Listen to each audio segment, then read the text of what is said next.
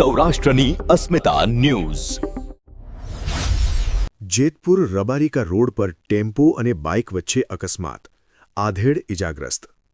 જેતપુર શહેરમાં માર્ગ અકસ્માતોનો સિલસિલો યથાવત રહ્યો છે।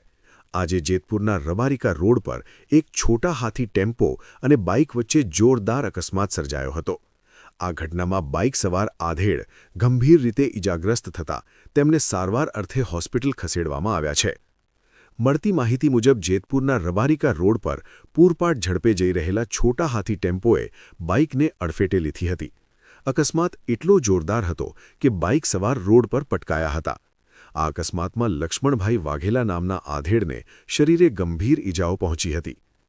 અકસ્માત સર્જાતા જ આસપાસના લોકો અને રાહદારીઓ તાત્કાલિક મદદ માટે દોડી આવ્યા હતા।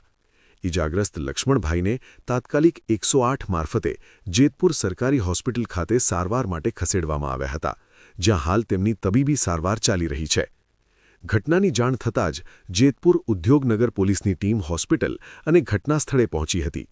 પોલીસે અકસ્માત અંગે નોંધ કરી આગળની તપાસ હાથ ધરી છે। ટેમ્પો ચાલકની બેદરકારી હતી કે કેમ તે દિશામાં પોલીસ હાલ વધુ પૂછપરછ કરી રહી છે।